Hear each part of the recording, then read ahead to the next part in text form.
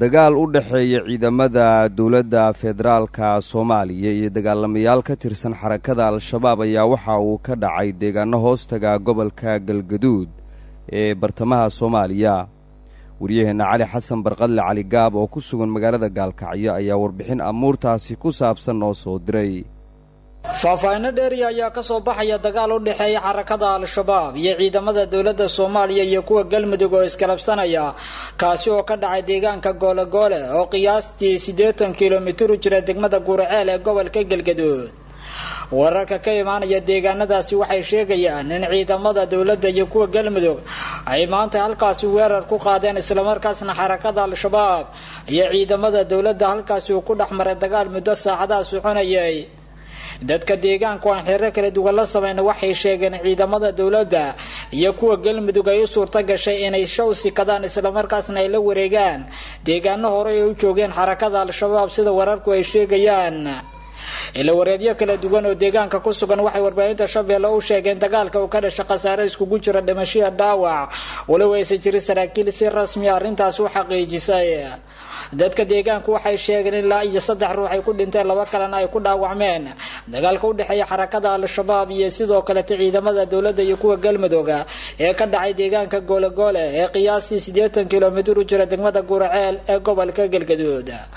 dhimashada iyo dhaawaca ayaa la sheegay in labada dhinac ee dagaalamayay ay labadaba soo kala gaareen isla markaasna waxaa la sheegay in deegaanadaas iminka ay ka soconayaan howlgalo ay wadaan ciidamada dawladda iyo kuwa Galmudug oo iskarabsanaya iyo sidoo kale dhaqdhaqaaqyo xoogan oo ay dhankooda wadaan xarakada Al-Shabaab. mudooyinkii dambe saraakiisha ciidamada xoogga dalka Soomaaliyeed qaybta deegaanada Galmudug iyo kuwa Galmudug ayaa sheegayay inay qaadayaan howlgalo ballaaran oo ay kula wareegayaan deegaanada xarakada Al-Shabaab ay ka maamulaan gobolada Mudug iyo Galgaduud. Cali Xasan Barqadle Cali Gaab warbaahinta Shabeelle ee Galmudug. saraakiil ka tirsan ciidamada militariga ee dawladda Soomaaliya ayaa gobolka Gada ka mamnuucay in ay cagaha soo dhigaan mas'uuliyiinta maamulka Jubbaland. wariyaheena Cabdiqani Bashiir Sheekh Xuseen ayaa warkan noo faahfaahinaya. kadib kulan saacadihii la soo dhaafay magaalada Buurdhuube ee gobolka Gada ku yeesheen saraakiil sare iyo taliyayaasha ciidamada xoogga dalka gaar ahaan ururka 48aad guutada 10aad qaybta 43aad ayaa waxa ay kaga hadleen arrimo la xiriira in mas'uuliyiin ka tirsan maamulka Jubbaland aanu imaan karin deegaanada iyo degmooyinka gobolkaasi Gado.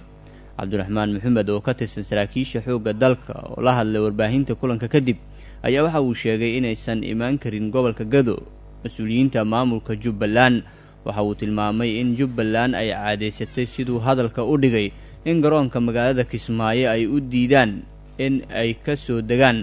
madaxda dawladda iyo sidoo kale saraakiisha iyo xubnaha kale ee la socdo, taas oo uu sheegay in Jubbaland ay intooda badan sameeyaan mararka qaar markii ay doonayaan madaxda dawladda iyo saraakiisha in ay gaaraan magaalada Kismaayo iyo deegaanada kale ee gobolka Jubbada Hoose. oo hadda la tilmaamayo in maamulka Jubbaland oo madaxweynaha uu yahay Axmed Maxamed Islaam Axmed Madoobe ay go'aansadeen inay la diriraan dawladda dhexe ee Soomaaliya federaalka ahayd in ay la diriraan degmada Buurdhubo. waxaa jooga ciidanka xoogga dalka Soomaaliyeed waa ciidanka ururka 48aad guutada 10aad qaybta 43aad oo anigu taliye ka ah. waxaan markaa u cadeynayaa maamulka Jubbaland inaysan imaan karin degmada Buurdhubo oo anigu mas'uulka ka ahay amnigeeda. si kastaba ha ahaatee hadalkan ka soo yeeray saraakiisha ugu sareysa ciidamada xoogga dalka ee ku sugan gobolka Gado ayaa waxa uu ku soo aadayaa xilli dhawaan la qorsheynayay in wufuud uu hogaaminayo madaxweynaha maamulka Jubbaland inay gaaraan deegaanada gobolka Gado. shil gaari oo khasaare sababay ayaa waxa uu ka dhacay duleedka degmada Guraceel ee gobolka Galgaduud. dhinaca kale waan lagu xalinayo xiisad beeleed ka aloosan deegaano hoostaga gobolka Galgaduud ayaa waxa ay ka soconayaan gobolkaasi. wariyaheena Cali Gaab ayaa mar kale warbixinta nooga soo diray magaalada Gaalkacyo.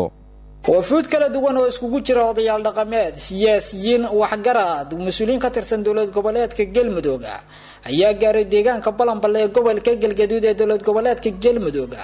si ay uga qayb galaan shir lagu dhexdhexaadinayo beelo walaala oo dhawaan ku dagaalamay deegaano ka tirsan degmada Balanballe ee gobolka Galgaduud. odayaasha dhaqanka iyo sidoo kale siyaasiyiinta iyo mas'uuliyiinta galmudug ayaa halkaasi u tagay inay ka qayb qaataan dhexdhexaadinta beelaha walaalaha ee dhawaan ku dagaalamay deegaano ka tirsan degmada Balanballe ee gobolka Galgaduud waxaana la filayaa in shir ka qayb galaan mas'uuliyiin ka tirsan dowlad goboleedka Galmudug kuwaas oo goobjoog ka noqon doona dadaalada nabadeed ee dib u heshiisiinta ee la doonayo in lagu dhexdhexaadiyo beelo dhawaan ku dagaalamay degmada Balanballe ee gobolka Galgaduud dhanka kale tan odayaal dhaqameed ka soo kicitay deegaano ka tirsan gobolka Galgaduud isla markaasna doonayay inay ka qayb galaan shirka Balanballe ayaa shil gaaray waxa ay ku galeen deegaano ka tirsan inta u dhaxaysa Guriceel iyo Balanballe ee gobolka Galgaduud wararka naga soo gaaraya deegaanadaasi ayaa sheegaya in gaari ay wateen uu rogmaday isla markaasna halkaasi uu ku dhaawacmeen ilaa iyo 4 oday dhaqameed kuwaas oo dhaawacyadoodii loo qaaday deegaano ka tirsan gobolka Galgaduud gaar ahaan Guriceel iyo Dhuusamareeb oo labadaba ka wada tirsan gobolka Galgaduud odayaasha dhaawacmay ayaa la sheegay in qaarkood dhaawacoodu uu yahay kuwa liita waxaana la sheegay in dhaqaatiirtu iminka xaaladooda caafimaad ay la tacaalayaan mudooyinkii dabeeta dagaal beeleedyada ayaa ku soo noqnoqonaya deegaano ka tirsan degmada Balanballe ee gobolka Galgaduud waxaana dhawaan ku guuleystay ciidamada xoogga dalka Soomaaliyeed iyo kuwa Galmudug inay joojiyaan dagaal ka soconaya deegaano dhowr iyo 20 kiiloomitir u jira degmada Balanballe ee gobolka Galgaduud cali xasan barqadle cali gaab warbaahinta Shabeelle ee Galmudug maatanid cali isboortiska Soomaaliya heerarkiisa kala duwan waxaa hareeyay musuqmaasuq iyo ku tagrifal awoodeed oo uu hormuud u yahay Cabdiqani Siciid Carab oo muddo dheer qaab markaasi dictatornimo ku haystay maamulka isboortiska dalka wariyaheena Maxamed Axmed Jimcaale ayaa warkan faahfaahinaya isboortiga ama ciyaaraha waxaa marka laga hadlayo halqabsi u ah isdhexgal bulsho jacayl iyo isu dhawaansho laakiin ciyaaraha Soomaaliya ayaa loo arkaa in oraahyadaasi afka aysan dhaafsiisnayn marka loo eego ku tagrifalka iyo musuqmaasuqa baaxadda leh uu ku hogaaminayo gudoomiyaha xiriirka kubadda cagta Soomaaliya Cabdiqani Siciid Carab shacabka iyo dadka daneeya ciyaaraha oo ku hami weyn in ciyaaryahanada Soomaaliyeed iyo xulka qaranka Soomaaliya ay meel sare ka gaaraan ciyaaraha caalamka qaybahooda iyo qaaradda Afrika oo tartamadooda ay ka qayb galaan ayaa mar waliba la mural dilaaca kana niyad jabsan heerka hooseeya iyo guuldarooyinka ay ka soo hoyaan ciyaartooyda Soomaaliya ciyaarahaasi ay ku matelayaan shacab weynaha Soomaaliyeed waxaase dad badan ay aaminsan yihiin in dhibaatadaasi ay geysiisay ciyaartooyda Soomaaliya oo jeclaan lahaa in meel sare ay ka gaaraan ciyaaraha guulo waaweyn oo u soo hoyn karaan ummadda Soomaaliyeed in dhaqaalihii FIFA ay ku taageeraysay xiriirka kubadda cagta Soomaaliya uu leexsaday isla markaana uu musuqmaasuqay gudoomiyaha xiriirka kubadda cagta Cabdiqani Siciid Carab kaas oo samaystay rag uu mushaaraad ku siiyo si aysan u soo damaacin kursigiisa xiriirka kubadda cagta Soomaaliya iyadoo kooxaha heerka koowaad ay u muuqdaan kuwo handadaad uga qayb gala ciyaaraha qeybaha kala duwan ee ka dhaca garoonka kubadda cagta ee Stadium Konis kuwaas oo cabsi iyo walaac ka qaba haddii ay ka hor yimaadaan gudoomiyaha xiriirka kubadda cagta Cabdiqani Siciid Carab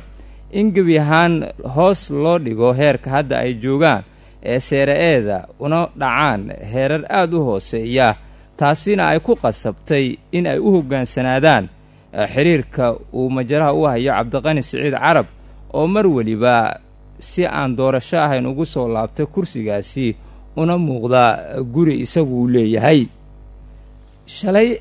ayay ahayd markii lagu qabtay magaalada caasimadda ee Muqdisho doorasho magac u yaal ahayd ee la sheegay in ay ka dhacday magaalada caasimadda ee Muqdisho waxaana doorashadaasi la sheegay in ay ka soo qayb galeen xubno lagu tilmaamay inay matelayaan kooxaha heerarka kala duwan ee dalka walow gebi ahaan loo diiday saxaafadda sidoo kale waxaa dad badan ay la yaabeen in doorashada madasha ay ka dhacaysay uusan goobjoog ahayn gudoomiyaha xiriirka kubadda cagta Cabdiqani Siciid Carab oo halkaas looga dhawaaqay inuu ku guuleystay doorashada xiriirka kubadda cagta Soomaaliyeed sidoo kale arrinta layaab kale ayaa ahayd in aanu jirin musharax kale ee kursigaas kula tartamay cabdiqani siciid carab. arrintan ayaa waxaa dad badan oo arrimaha isboortiga daneeya oo Soomaaliyeed oo ku kala sugan dalka gudihiisa iyo dibaddiisa ay ku taliyeen haddii aan wax laga qaban in ay gebi ahaan meesha ka saari doonto dhaqaaqyada isboortiga Soomaaliya, taas oo hoos u dhigaysa magaca Soomaaliya marka loo eego in ay ka dhex muuqdaan shucuubta qaaradaha Afrika iyo dunida inteeda kale. aad buu mahadsan yahay waryaheena Maxamed Axmed Jimcaale warbixintaas oo dhinacyo badan taabanaysa. wararkeena dambe ayaa dhagaystayaal ku maqli doontaan, halka wararkaasi aad kala socotaan waa idaacadda Shabeelle ee magaalada Muqdisho. howlgalka qaramada midoobe ee dalka Jamhuuriyadda Kongo ayaa waxa uu sheegay in weerar dhabagal ah lagu dilay 7 askari oo ciidankooda ka mid ah, 10 kalena ay weerarkaasi ku dhaawacmeen. sarkaal ka tirsan howlgalka qaramada midoobe ee Jamhuuriyadda Dimuqraadiga Kongo ayaa intaasi ku daray in kolonyada weerarka lagu soo qaaday ay ku sii jeedeen deegaan uu ka dilaacay cudurka Ebola oo ay u sideen gargaar iskugu jiray cunno iyo dawooyin. xogayaha guud ee qaramada midoobe Antonio Guterres ayaa cambaareeyay weerarkii lagu dilay askar ka tirsan howlgalka qaramada midoobe oo nabad ilaalin u joogay dalka Kongo oo sannado badan ay colaadi ka jireen. ugu dambayn weerarkaasi ayaa waxaa sheegtay jabhadda lagu magacaabo IDF oo ka dagaalanta dalka deriska la ah Jamhuuriyadda Kongo ee Uganda. dhinaca kale ku dhowaad 42 ruux oo rakaab ahaa ayaa la xaqiijiyey in ay ku geeriyoodeen dalka Zimbabwe kadib markii ay booyad siday shidaal ku qaraxday dalkaasi. shilkaasi oo khasaare badan dhaliyey ayaa waxa uu ka dhacay degmada Kiwanda oo masaafo ahaan 550 kilomitir u jirta magaalada caasimadda u ah dalka Zimbabwe ee Harare.